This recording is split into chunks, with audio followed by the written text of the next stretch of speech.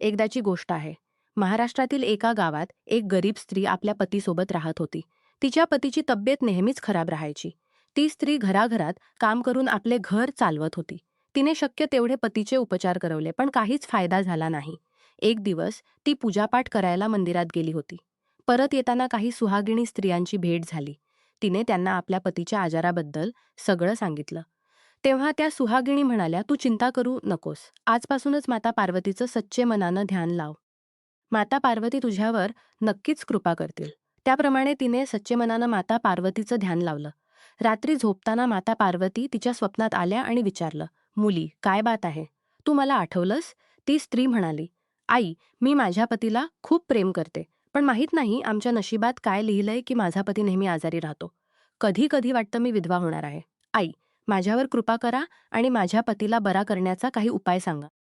माता पार्वती म्हणाल्या, "जर तू आपल्या पतीला निरोगी ठेवू इच्छितेस, सदा सुहाक्ष राहू इच्छितेस आणि पतीचं आयुष्य वाढवू इच्छितेस, तर कार्तिक महिन्याच्या कृष्ण पक्षातील चतुर्थीला करवा चौथचं व्रत कर.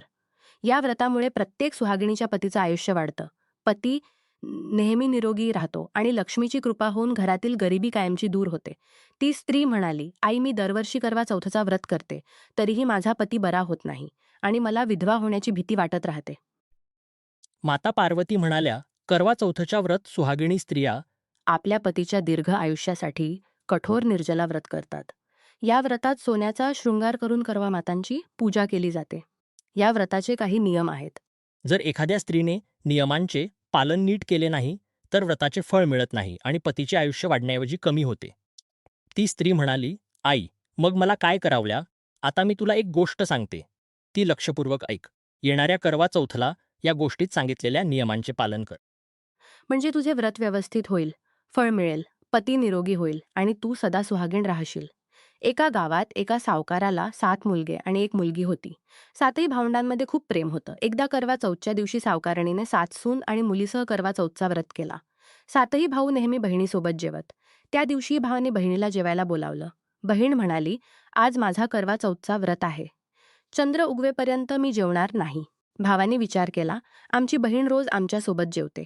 आज तिला सोडून जेवलो तर ती दुखी होईल. असं कसं होऊ शकतं?" म्हणून एका भावाने दिवा पेटवला आणि दुसऱ्याने चांदीची थाली घेऊन डोंगरावर चढला.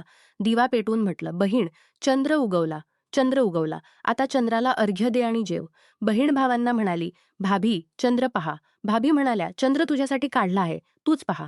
आमचा चंद्र नंतर उगवेल." बहीण भावांच्या बोलण्यात येऊन चंद्र न उगवताच पूजा केली आणि जेवायला बसली. जसंच पहिला घास घेतला त्याला केस आला, दुसरा घास घेतला तर खडा आला. तिसरा घास घेतला तर सासरकडून बोलावणे आले की तुझा पती खूप आजारी आहे. आईने मुलीचे कपडे काढण्यासाठी 3दा पेटी उघडली. 3ही वेळा पांढरे कपडे हातात लागले. मुलगी पांढरे कपडे घालून सासरी निघाली. आईने तिच्या साडीच्या पल्ल्यात सोन्याचे नाणे बांधले आणि सांगितले, "रस्त्यात सर्वांचे पाय धर आणि जो अमर सुहागाचा आशीर्वाद देईल त्याला हे नाणे देऊन पल्ल्यात गाठ बांध." रस्त्यात अनेक लोकांनी आशीर्वाद दिला, पण अमर सुहागाचा आशीर्वाद कोणी दिला नाही. सासरी पोहोचल्यावर पाहिलं की पाण्यात जेठाची मुलगी झुलत आहे. तिने जेठाच्या मुलीचे पाय धरले, तर ती म्हणाली, "सौभाग्यवती हो, सपुत्री हो, 7 पुत्रांची आई हो." आशीर्वाद ऐकताच तिने सोन्याचे नाणे मुलीला दिले आणि पल्ल्यात गाठ बांधली. घरात शिरल्यावर पाहिलं की पती अमृत अवस्थेत पडला आहे. तिने पतीच्या मृत शरीराची क्रियाकर्म होऊ दिली नाही. ती मृत पतीसोबत राहून सेवा करत राहिली. सासू थंडवासी जेवण नोकरिणीच्या हातात देऊन म्हणायची, "ज्या मृत सेविणीला जेवण दे, जी मृत पतीची सेवा करते." काही दिवसांनी माघ महिन्यातील तील चौथला तिने मातांकडे प्रार्थना केली, "माता, मला माझ्या चुकीचा पश्चात्ताप आहे. मला माफ करा. चौथ माता, माझा सुहाग परत द्या, पतीला जिवंत करा." माता म्हणाल्या, "हे माझ्या हातात नाही. वैशाखी चौथ माता तुझा सुहाग परत करतील. वैशाखी चौथ माता तुझा सुहाग परत करतील." भाद्रपदी चौथ प्रार्थना केली तर म्हटले. भाद्रपदी चौथला प्रार्थना केली तर म्हटले, "कार्तिक चौथ मातांच्या नाराजीमुळे हे होत आहे. त्यांना प्रसन्न केल्यावरच तुला जे हवंय ते मिळेल." कार्तिक महिन्यात चौथ माता स्वर्गातून उतरल्या आणि रागात म्हणाल्या, "तू करवा चौथ व्रतात 2 चुका केल्यास, म्हणून तू विधवा झालीस. पहिली चूक, तू चंद्र न उगवताच पूजा करून जेवलीस. दुसरी चूक, काही शृंगार सुहागिणींनी करवा चौथला कधीच करू नयेत, ते तू केलेस. या दोन्ही चुका करणाऱ्या स्त्रीच्या पतीचे आयुष्य कमी होते आणि घरात मृत्यू येतो." ती स्त्री म्हणाली, "आई, कोणता शृंगार करू नये, कोणते वस्त्र घालू नये आणि करवा चौथचे नियम काय आहेत, ते कृपा करून सांगा." म्हणजे माझा पती निरोगी होईल आणि मी सदा सुहागीण राहून जीवन जगू शकेन. माता पार्वती म्हणाल्या, जर सुहागीण स्त्री करवा चौथचा व्रत करते, तर सूर्योदयापूर्वी उठून स्नान करावं, दिवसा झोपू नये, सर्गी घेतल्यानंतर भजन, जेवण करू नये. करवा चौथ व्रतादरम्यान काळ्या किंवा पांढऱ्या रंगाचे कपडे आणि किंवा पांढरा शृंगार कधीही करू नये. आणि काळा किंवा पांढरा शृंगार कधीही करू नये. कारण काळा किंवा पांढरा शृंगार तर ती स्त्री काळा किंवा पांढरा शृंगार केला तर ती स्त्री सदा सुहागीण राहून जीवन जगू शकत नाही. व्रतादरम्यान दानाला खूप महत्त्व आहे. करवा चौथला सफेद रंगांच्या वस्तू जसे सफेद कपडे, सफेद मिठाई दान करू नये. करवा चौथला खोटे बोलू नये, कोणाला अपशब्द बोलू नये, कोणाचा अपमान करू नये. असं केलं तर व्रताचं फळ मिळत नाही आणि पतीचं आयुष्य कमी होतं. नुकिल्या वस्तूंचा वापर टाळावा. सुई, धागा, काढणी, शिवणकाम अजिबात करू नये.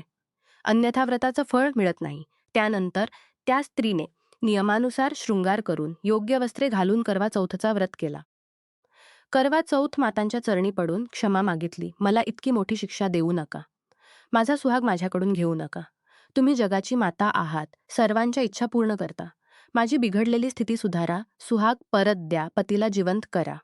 करवा चौथ माता प्रसन्न होऊन तिच्या पतीला जिवंत केले आणि सदा सुहागीण राहण्याचा आशीर्वाद दिला. पती उठला आणि म्हणाला, मला खूप खोल झोप आली होती.